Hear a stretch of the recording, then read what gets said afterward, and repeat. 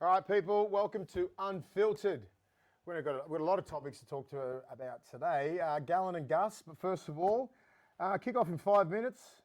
Bulldogs and Parramatta, which was my favourite game of the year because we used to beat the shit out of Parramatta. It was quite easy. So, my thoughts on this game, just quickly. The Dogs have had 3 wins in a row. They're on 18. The Eels are on 28. They have three wins in a row as well. Dogs are trying to ruin everybody's season, and they still think they're a chance. What's your thoughts on this game? Mathematically, they're a chance. Mathematically, they are a chance, which is ridiculous how bad of a shit year they've had. Well, they only won 3 of the first 14, won 5 of their last 7, only conceded 4 tries in the last 3 games. So they're winning games off the back of their defence. This is a rivalry that stems back to the 80s. You played for the Eels, Yep. 60-plus games, and you played for the Dogs, 100 games. So, where's your heart? I'd like to think the Bulldogs. Yeah, it is the Bulldogs, but I've got Yeah, some good years there because they give you redemption. You know, they give you that. They give you that chance, man. That was great. You played some great football there. When they gave me an opportunity to come back into the game, I'm forever grateful to Parra for that. But I think this will be a low-scoring game.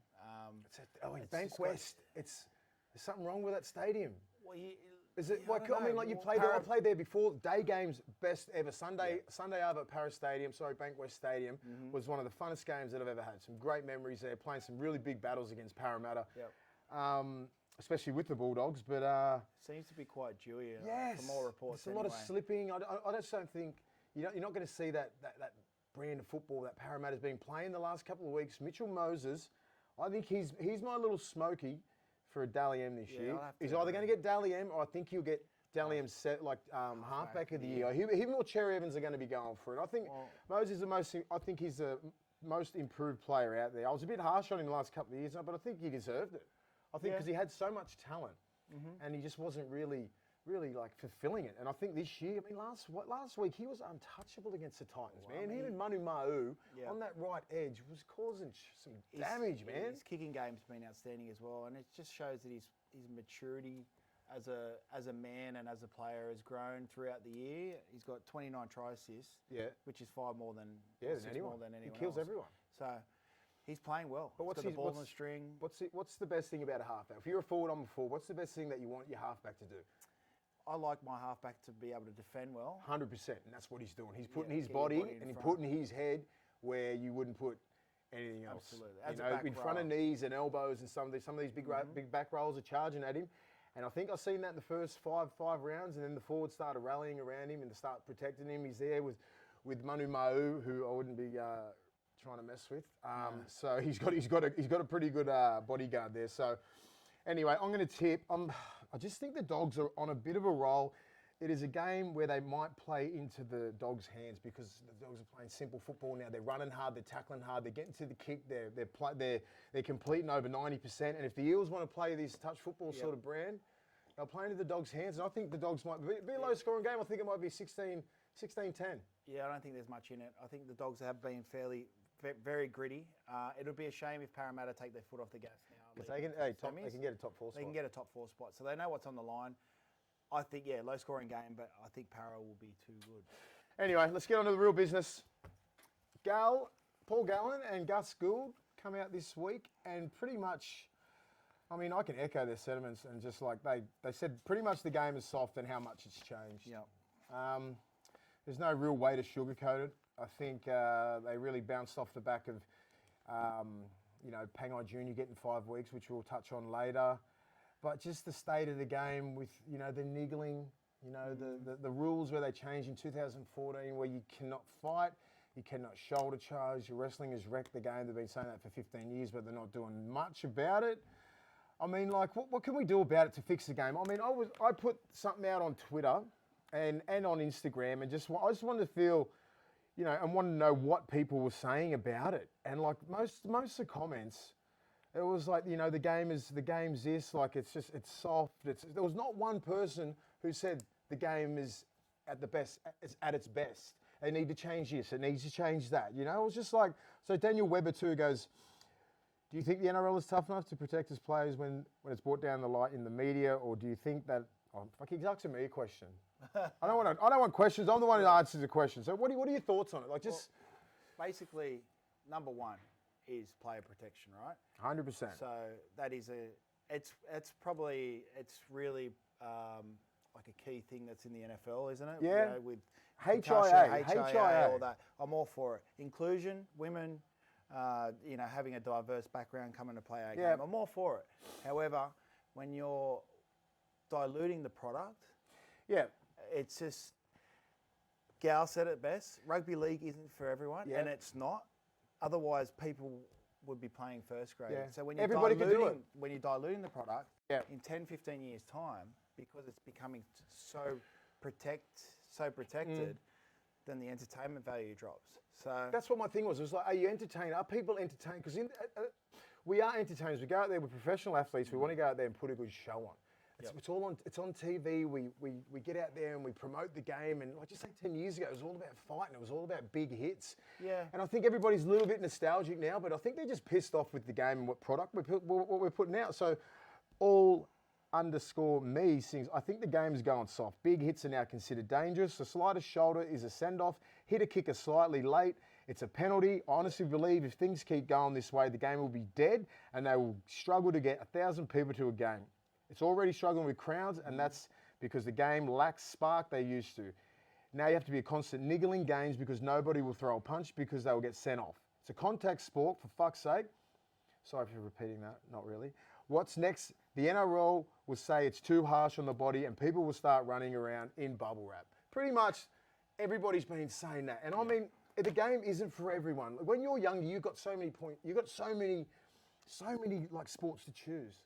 If your kid's not made for rugby league, don't let him play. Yeah. Simple rules. I mean, it's not for everybody. It's like, if your kid's a rough rider and he wants to play rugby league, he wants to play rugby union or whatever, or he's really good, he can hit a fucking golf ball 1,000 metres. Put him in golf. Yeah. Do you know what I mean? Like, you've got to make a decision and as a father and as a parent to not put your kid who weighs 4 kilos into playing against big Polynesians out west or wherever. Like, you've got to be smart, you know what I mean? It's like, but you can still be a fan of the game. You don't have to, like, we're just bowing down to whatever sort of comments that everybody's making. Oh no, we shouldn't fight anymore, it's too violent.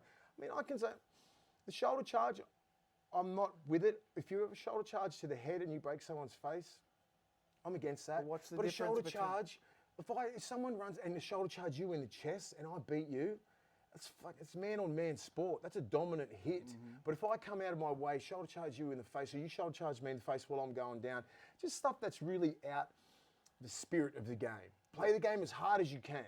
You know what I mean? Like, just say in the mid-2000s, and I'm not talking about I'm not one of those when we play, but when we did play, it was like that. I didn't see anyone getting carried off or the bullshit that's been that's been happening now. I just don't see. I just don't see. It's like, why did we have to change the rules so dramatic where you can't fight because so the niggle comes in, you can't shoulder charge, so you can't impose your will on anybody. This is why guys like Sam Burgess is lost, because he should have been playing 10 or 15 years ago, because when you could impose your will on someone else and there was that real man-on-man battle in the middle where you had guys like Webkin, Petro and Ogre and all these blokes in the middle, you had to sort that shit out in the middle before you started going out wide. Sam Burgess is still looking for that shit. Yeah. You know what I mean? Like, it's not there for him. He needs to, like, if he doesn't regress a little bit and start putting his energy into something else, we're going to see the end of guys like Sam Burgess. Yeah, I mean, personally, I think the shoulder charge is one thing that I would like to bring back.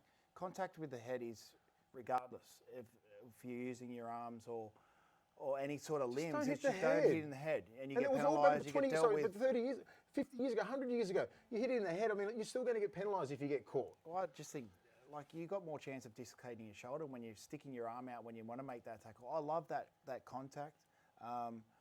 It is getting very watered down, our sport.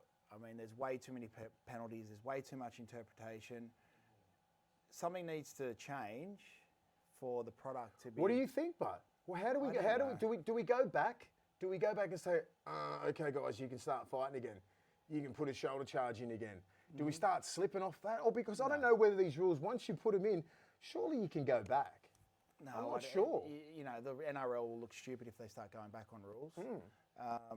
It's about having controlled aggression, being good at being aggressive. That's a skill within itself. Yeah. And that's what gets players picked in first grade, in rep teams, by being good at being aggressive, but within the rules of the game. Fully understand. And becoming a target for an opposite side. You know, there was players like Luke O'Donnell, for example. He was aggressive, and he was the one that used to get under your skin. Yeah. Those players are dying within our game. Yeah. There is not as much aggression, I don't think. There's not as many characters within our game because it's diluting. It's getting watered down. Tavita Pengai, which we're probably going to touch on shortly. 5 weeks. 5 weeks. Talk about it now. Well, he definitely has loading, so I'm not sure how much loading points he had. 5 weeks. He's out for the rest of the year. He's one of our. I mean, he had to have been charged or sit out a week or two because that was dangerous. But I don't want to take that out of his game. That aggression. I want him to put someone on their backside and then jump on top of them. I don't think I think people need to understand, and I think the judiciary they need to take some accountability here as well, because I look at Sam Burgess the other week.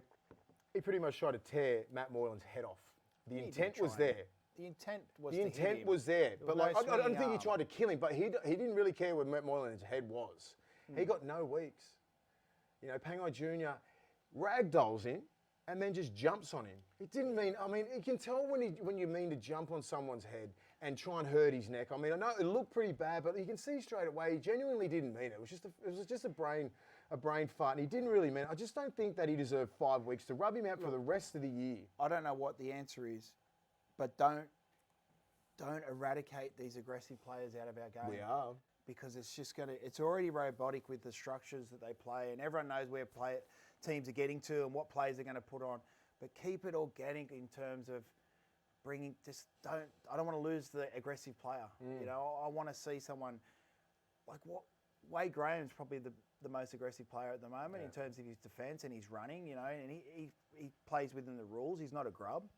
And those players that come along that show a bit of aggression, I want them to hang around because at the moment they're dying. And I just don't want to come across, and I don't think Gal wants to or Gus come across like the game is at its worst. But optically and just looking at the game, you're like, you can predict everything. Yeah. You know what I mean? But don't get me wrong. The game is ferocious. These kids are animals. You know what I mean? Like, they're massive, they're big, they're strong, they're fast. Tao Malolos, Payne Haas's, Pangai Juniors. These kids, we're breeding them off the production line. They're big and strong. And the way that they are aggressive, they're aggressive, the third man in, and all these little things where you used to be the man-on-man hit, where you could just take a man on and have that aggression in the middle, where blokes are coming in third man, hitting ribs, because they've got to take their aggression out, because this game is not for everyone. I keep repeating. So does everybody else. Well, like, you can't. How are you supposed to take your aggression out on someone if you're that? The aggression's taken out of the game as well. Yeah. Because of the wrestle, right? So if you're not efficient within your wrestle, you lose the ruck. Yeah. You lose the play of the ball. Your team's on the back foot. Everything's about efficiency. Yeah. Got to be 90%. 90 plus. So going out and shooting out of the line and putting a big shot on is a risk. Yeah. Whereas in the past... So just say, we'll just say like Adrian Morley or Sonny Bill in their prime. Sonny Bill was one of the most inefficient tacklers, but what he did would inspire the whole team. Adrian Morley would be running this way. Adrian Morley, I'd see him in my blind spot. He would be taking heads off. Right now, if you did that, your coach should be tearing his head out, because he's coming across 3 or 4 players to try and belch you. But the impact that he had on that team and how he would lift that team, because you're not getting up. I mean, you are getting up, but you're not getting an offload. It would be put down now as an ineffective tackle. Well, that's the risk the players are weighing up in their head before they might see a shot and think, I'm going to shoot out of the line and put a shot on this guy. Yeah. But if I miss, I'm going to get sprayed in video. This is where players, they start to lose their edge. Yeah. It's like, oh, well, I'm just, and then coaches start to pick different people, and they start, because it's so analytical these days. Yeah. You're going to get a bloke who can impose his will, wants to impose his will, wants to get out there, wants to beat the brakes off most of these forwards, but he's going to be ineffective. Or do you pick the other bloke who's going to get out there, won't bruise a fucking grape, but he'll be a 95% effective tackler. If you want to win games, you need that 95%. That's exactly, and that's the way the game's going now, and it sucks. It does suck, and I don't know what the explanation is for it. Basically, since the wrestle comes in, the efficiency. But the wrestle's been in since 2003. Yeah, but it's gradually you're seeing the effects of the product of our game dying off. Yeah, well, they're trying to eradicate the game eradicate wrestling from the game since 2006 or 7. You can't eradicate it. You can't. It's here to stay. But the referees have such a big responsibility, and we'll go back. Well, so do players. Yeah. And who do you think? I mean, Cameron Smith has copping so much shit at the moment, and I think it's unjust. I just think he plays within the rules. He debuted in 2002. He's still playing in 2019. You think it's unjust that he's like? I think he's just so good. I mean, that was just a grubby little play. I mean, It's you not can't. a grubby little thing. That's taught, right? Man. I have the utmost respect for Cameron Smith, one of the greatest players. What did he do? Well, he grabbed the guy's ear. So basically, for the viewers, is that what you're trying to do is put a player in as much discomfort as possible to play the ball down, right? So they've got rid of the chicken wing, bend the arm. Well, let's go back to Let's the regress grapple. a bit when we Let's come. go back to the grapple tackle, and we spoke about this today, and I never forgot this. Yeah, all right. Showground against Melbourne Storm. 2004. 2004, someone grabbed my neck, started squeezing, and I didn't know whether to let go of the ball, crap me pants. And I looked up and it was Steve Kearney. It was Mooks, and he was one of my idols. But I never forgot that, and I always said to myself, I want to get him back. Yeah. And we played him in the semi-final. I think Steve might have been out, but they were like, I was thinking, what is that? Yeah. And then we got rid of that. We got rid of the chicken But that wing. took a couple of years, but Then they put the knees in the back of your calves. Yeah. Right? So it's about... John Donahue. I'm on to you, mate. And I know this because... Well, basically, every club's doing it. What you're trying to do is put a player in as much discomfort as possible to slowly play the ball down. Don't give him any levers. Don't give him any room. Don't give him any space. Let's just go through the Someone whole... starts pulling at your ear, you're thinking, I'm not thinking about playing the ball. I'm thinking about punching in the face. Yeah, I just think that they've gotten away with it a lot. And I love playing against Melbourne. I think in my eyes, I love. They're all great blokes. They play the game hard, fair. I love Belly. I don't have a problem with any of them. I don't. But I have a problem with their antics. They're always one step ahead of everybody. They're always one step. So I remember I think when they sort of come along about 2002, 2003, that's when all the bullshit come. They started doing all this kind of stuff with all the wrestling. He's got a UFC ninja down there. Yeah. John Donahue, he's a legend. He was our wrestler in Origin for 2007 and 8. And he's unbelievable. And those guys are unbelievable. They wrestle like an hour every day. Like, you think when we were at a club, we were like, wrestling sucks. It is habitual down there. They do it every day. If you're not wrestling, you're not in the team. So, and I remember when I first came, I was just like, well, getting these like crusher tackles and chicken wings. We didn't know what the fuck it was. No. It was like, and you first come on the scene in 2004, but we were confident about 2002, 2003, 4, yeah. Mate, the chicken wings standing on your fingers, like on your calves and all these little grubby shit. And then they used to get up at market and just run. Yeah. They'd get away with it and then just do it, and it's still going on now. They play within the rules and whatever the refs let them get away. If the refs blow the whistle non-stop, and they could have eradicated this bullshit 10 years ago, but they let him get longer, but they let him get away with it. And now the game's fucked because of it. No one knew what they were looking at. They knew. Every time we were in pre-season, everybody knew what we were doing. Everyone was wrestling. Everyone was doing the same shit as Melbourne. And the refs knew exactly what they were doing. They could have got rid of it years ago. Gus has been calling for this shit for the last 15 years, what Melbourne's been doing. It's not as simple as that. I mean, how do you eradicate the wrestle?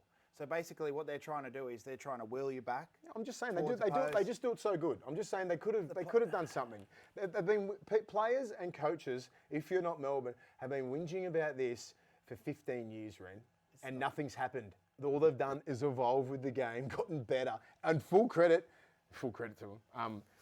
Full credit to the boys. But they're just outstanding at it. Yeah. And Cameron Smith, I just think what he did. I've seen some grubbier shit than that. What did he do? Just twist some bloke's ears or whatever? He's everyone's been the best flying under the radar. He is the king, Cameron Smith. But I just don't like how they're coming at him now. He's in the twilight of his career. This is tall poppy syndrome if I've ever seen it.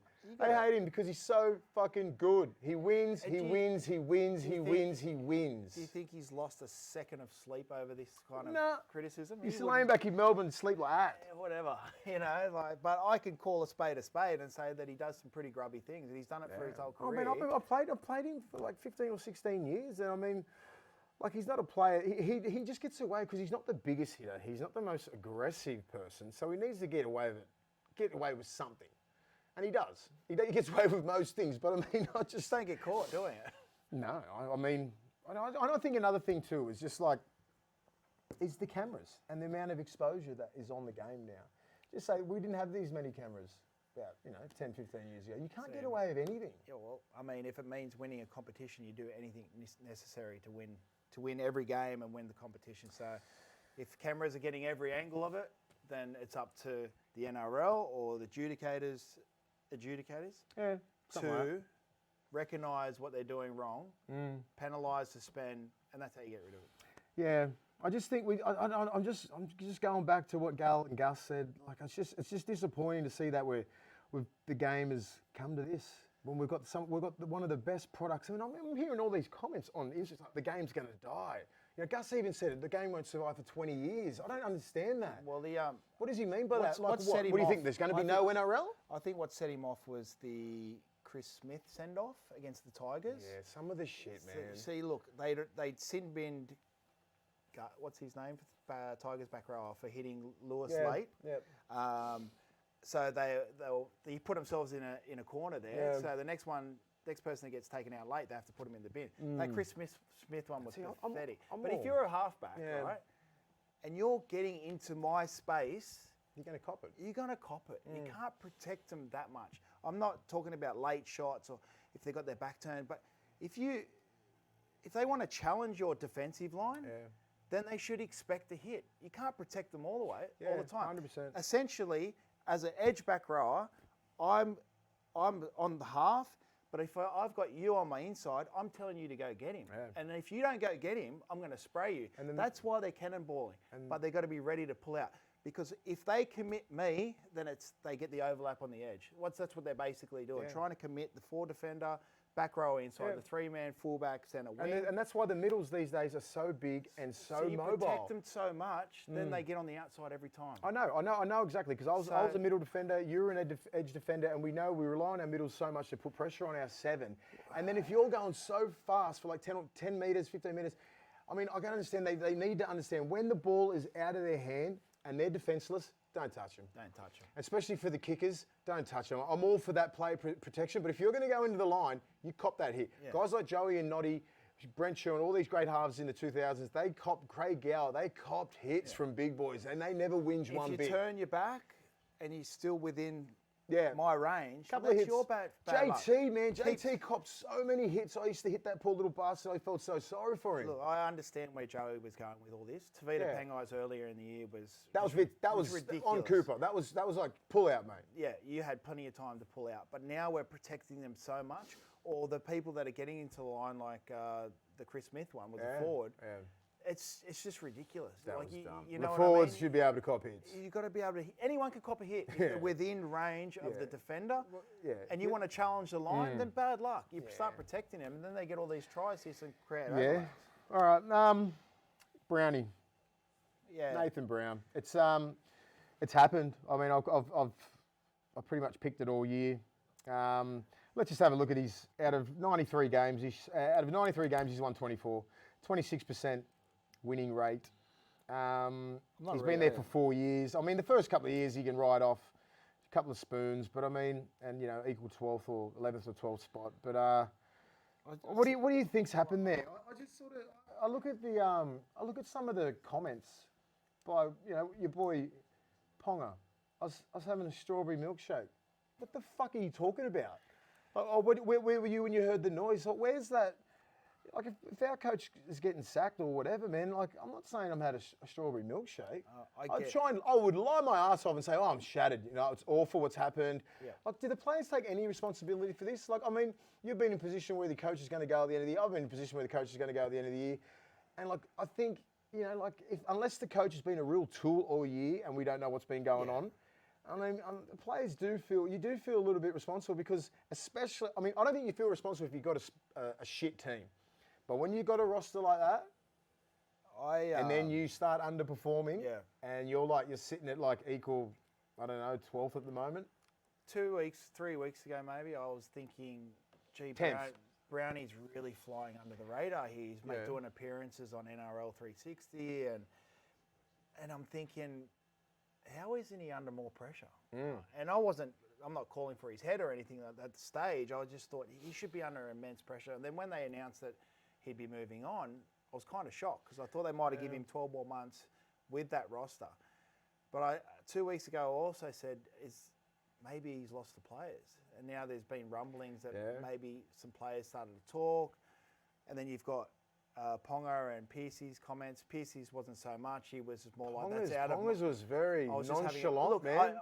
I'm not sure if he's trying to be he's- weird or cool or whatever. Well, he's a Man, kid. if I was, you know, he's not a fucking kid. He's 22. Well, But I mean, like, he's a senior player there. Everybody looks up to him. I'm sure Brownie. look, it was a tongue-in-cheek comment. And Was it taken out of? It might have been taken out of context. Well, I don't just know. looked at it and I thought, oh, there's a little bit of arrogance to that. There's, you know, I was having a thick shake. I wasn't too upset. I'm thinking, this guy's just lost his job. Unless your coach. they knew before, or they like. Well, you they know? must have known something, you know. But you need results when you got the Hunter It's region. a result-driven. You've got the whole Hunter to choose from. All these kids, obviously. What did Joey say? Joey said that, you know, within his system, when he played, there would be 13 or 14 of the Newcastle Knights players that were Newcastle juniors. And then they'd fill the gap with a player from outside the Hunter. Like a BK. Like a Ben Kennedy. And I thought, well, how has Newcastle lost that same philosophy? You know? I just think, I think at the moment now, I look at that team and I've talked to some people up there. I know, you know, my family's from Newcastle. A lot of my mates are up from Newcastle, and I hear, you know, I hear rumblings. I mean, like Brownie said some bullshit, like his legacy should be like they don't party anymore. Like, are you fucking serious? I know what them boys do. Like, Brownie, you're not in the pubs, you're not in the clubs. Like, my mates run all that sort of shit, and most of your team's on the piss. I'm sorry, mate. Broke your legacy. So, whatever that is, I just don't think, I mean, you know, they always used to go out and all this kind of stuff. Like, up there, Newcastle's a one team, one town. They love their players. At the moment now, I see probably 3 people from Newcastle. And there's a difference when you play for that club. I'm from Newcastle. And, you know, and I can echo what Joey was saying. You know, playing for that club is different. When I was up there, you had Mullows, you had Gidley, you had McManus, and you had about 7 or 8 of us from Newcastle. So it means a lot more when you are from the area. When you're from the area, when you're from up there, you get so much support. You know, they've bought everyone. Like Ponga's from here, Pierce is not, Clemmer's not, Glasby's not, Ramian, Hunt, Kenny Dow. That's just up Connor Watson. Where's Saifedi's from? Saifedi's and Newcastle boys, I think. You know, it's probably about 4 or 5, and they're those blokes. They rip in all the time. You can see it means a little bit different. You get guys like Chief in that they start. They're very passionate when they talk about Newcastle. Some players who have played for that club, they've won premierships up there. That whole team is behind you. The whole city is behind you. They still turn up. They've still got over 20,000 every game. Who gets the job? I think Sean Wayne. The Wigan bloke. I think they've gone this way before with Malcolm Reilly.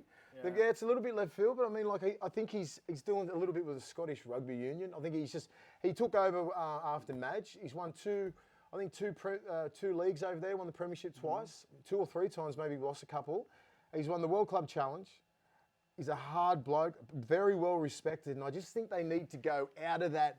It's NRL thing. I think it's cool now to go over to England and just grab all the best from over there at the moment as well. I didn't expect Sean Wayne, but he's from the north of England, a small place. He's a hard bloke. You know, they love their rugby league. Somewhere like Newcastle would be fitting. I think it would suit him, mate. I think you hear guys like Rolsey and a couple other blokes I've never really heard of. Rolsey would be good. I think Rolsey's so happy down there underneath Belly just learning everything. I think him and Fitzy ruled himself out because they're so happy because they know how much pressure it is. The assistant coach apparently is the best job in the world, especially when you're in a good system. So I'll be staying there for a little bit. But this Sean, he's made.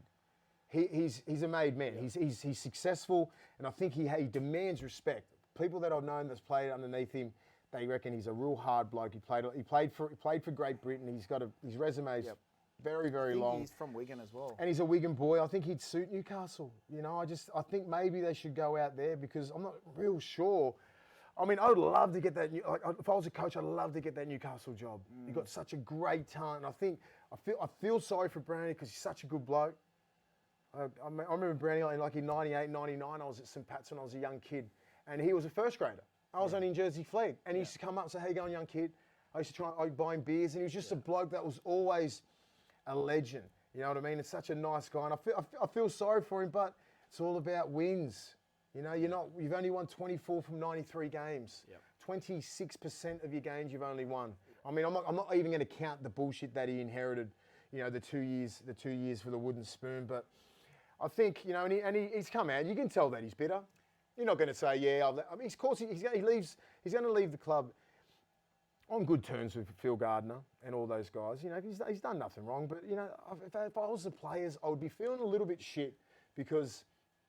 It's good terms at the moment. Yeah, I know, it's good terms. Yeah, exactly. You got to wait. You got to wait until all the bullshit, until it all clears. Once the dust settles. But I'm just thinking, I didn't like, you know, just a few comments from their senior players.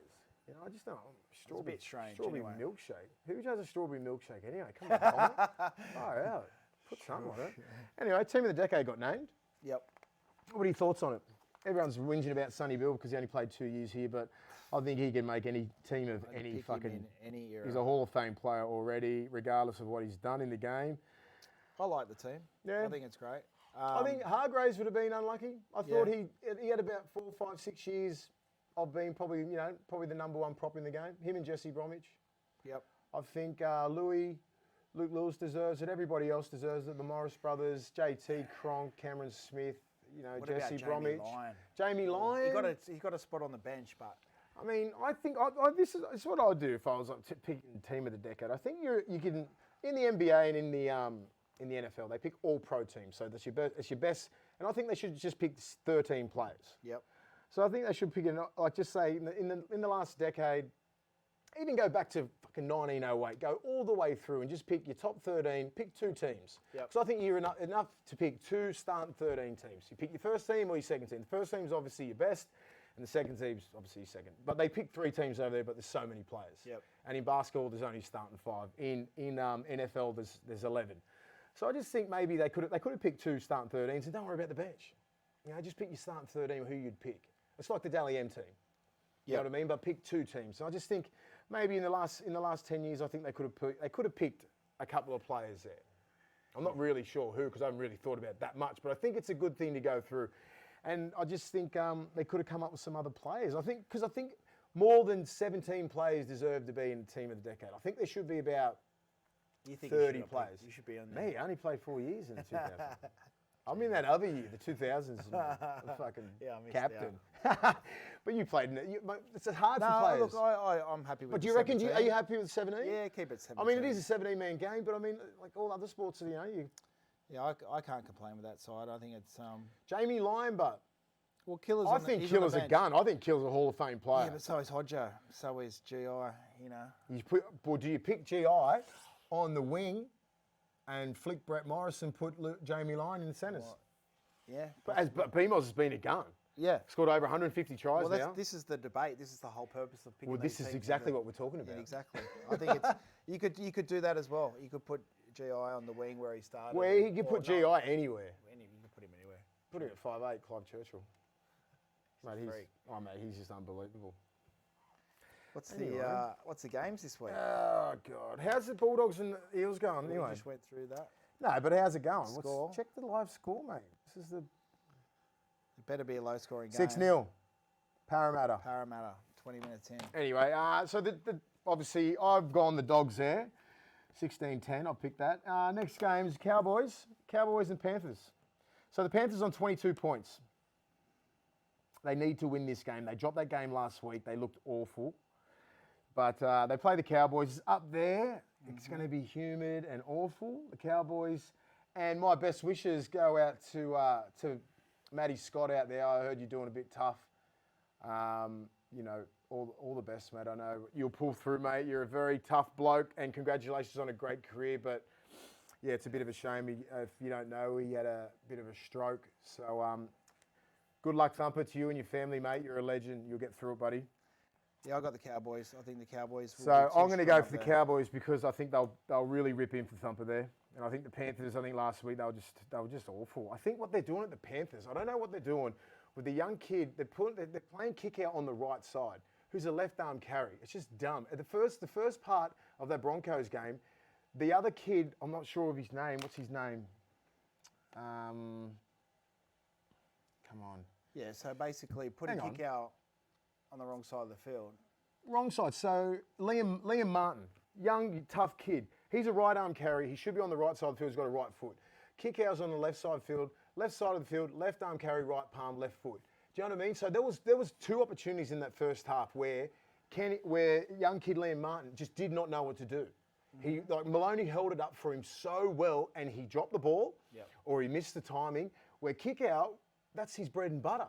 I reckon there was 2 blown opportunities there, and they couldn't come back from that. Then they swapped us too late. So I'm just looking at the coach and just going, what the freaking hell are you doing? Like, I just don't understand. You got kick out, who's arguably the best left side back rower in the game, and you start him on the right side and you make him do all these fucking tackles. He's not built for that. Your right side back rower is built like a Liam Martin. Go out there and make your 40 tackles and do 6 hit-ups. Get kick out on the left side of the field, 20 hit-ups, 10 tackles. Yeah. Over 100 metres, 200 metres. That's the way you do it, man. There's a big boy. You got him out there and just leave him out there. Fucking done my head in. Anyway, next game. I'm going the Cowboys because of the shit coaching out there. Broncos and Rabbits. There's been some bullshit said. There's been some bullshit said here. Seabold has been hammering Demetriou. He's Wayne Bennett hasn't said shit, but he's just like, I mean, it's childish, man. Like, just play the game. I mean, like, you're not playing. You know what I mean? The coaches don't play. It's not like NFL where you actually like impact the game. Like, I don't know. Like, just shut your mouth and just get along with the game. But you know, South's season. South's at $2.08, $2.08. I'm not surprised. They haven't played well. They haven't been playing well. No Sam Burgess, no Pangai Jr. No Pangai Jr., no Turpin. They might struggle a little bit. But you know who they do have? Payne Haas. He's a machine. What is it? 1 try, 12 tackle breaks, 218 metres, 30-plus tackles, over 90% efficiency in his tackles. Such a big No missed tackles. They've got a big Payne Haas on him, hasn't he? See what I did then? But he's a machine. He's 19 years old, man. Some of the shit that he's doing in the game, he made I think 2 or 3 line breaks. Yeah, he's a freak. Like, he's ridiculous. And that 40-metre, 45-metre try that he... Like, how old is he? 19. Wow. Newcastle boy. Don't worry about it. Just let him go through. Don't worry about it. Newcastle boy? Newey boy. Wow. Beresfield. Shout out. Yeah. Who are you going? I'm going the Rabbits. It's up there too. It's up there. They're desperate now because they'll go straight out the back door if they don't finish in the top 4. They need to win this game. The Bronx have been playing so bad. The Bronx, I mean, they've been like if Payne Haas didn't play that game last week, I don't think they win. Yeah. And if you put Kickow on the left side of the field, they would have won. Anyway, I'm going to go the Rabbits. It's a good bet. $2.08. Double your money. Next game, Sharks Warriors. Warriors have been, you know, geez, they got a fucking slapping last week, didn't they? That was embarrassing. Sharks have got too much to play for. Too much to play for. PointsBet Stadium. Where's that? Is that Sharks Stadium? Yeah, Sharks. Yeah, too good. We're going with Sharks. Sharkies. This is interesting. Tigers and Knights. Look, the Knights are on 20 points. Tigers are on 20 points. Panthers are on 22. So if they lose, the Knights can slip into the 8. And if the Sharks lose this, if the Knights win, because they're plus 15, Panthers are minus 75, and the Sharks are plus 8. So depending on just the scores, if the Sharks and Panthers get beat, Knights win, they're in the 8. That's bullshit. Which I bet you'd be... And then if they can make a run, and they've got a pretty easy run home, like they got the Tigers this week and the Gold Coast and Penrith. And if they can win those games, and then the Panthers have got North Queensland, the Roosters, and Newcastle, so they play each other. And then like the Sharks have got the Warriors now, they've got Canberra and the West Tigers. So the Knights can slip in. I know that they're see how they respond after the week. Are you picking? No Robbie Farah, no Moses. I'm going Newcastle. Yeah, I'm going Newey. They've got too much to play for, but I've saying that all year and they've been letting me down. But I'm going the Knights. Next game, Dragons, Roosters. Jesus, it's like, why? Roosters by 30. Who's been your biggest disappointment this year? It'd have to be Dragons. Yeah, Dragons and Knights. So the amount of Origin players they have. 6 or 7 Origin players in both teams. Roosters. It's confusing. You know, when you've got a team full of talent like that, it just doesn't make sense. It doesn't, man. I don't know who you pick. I just don't know. I mean, I'm going the Roosters, but I'm very dumbfounded with the Knights, how they've been performing, and the Dragons. Anyway, Storm and Titans. That'd be real. $9.50. It's how much the Storm going to beat them by? I reckon there should be a bet like 50 plus. 50 plus should be paying like $1.20. Stranger things happen, mate. Yeah, well, not this week, and not for the Titans. So Storm there. This is the match of the round. Raiders and the Eagles. Eagles, $2.55. It's down there. It sucks, but it's a day game. He'll have them ready for this game. Yeah. You know, they've coming off a big win last week. The Raiders down there, emotions down 18-0. 18-0, and they come back like that. Joey Leilua's got a game under his belt. That can make your season. Yeah, absolutely. That's the sort of momentum, and I know they've got the leadership down there, and they've got the players, they've got the right coach that can get them in the right frame of mind. They could really put it on the Eagles if they want to. Yeah. Really make a push for that. You know, where would they come in? Well, they're both trying to sit in the top 4. Manly, Well, you've got Manly, Para, and South fighting for that 4th spot, so they're desperate as well. You know. Interesting, but I'm still interested in the Knights. The Knights really need to win. It'll be outstanding. Imagine if they make the 8. I don't really care who makes the 8. No, unless you're in the top 4, you can't win it. You reckon? There's only 6 teams. What about the Eels? 7th and 8th. I'm just over it. Oh, we have been arguing about this. I'm pretty sure Todd's been listening and watching, and is going to take all our shit. I'd only have a top 6. Top right 6? Now, given there's just such a big discrepancy between the top 6 and 8th, 7th and 8th. Anyway, happy punting, everybody. We're out of here. We'll see you next week.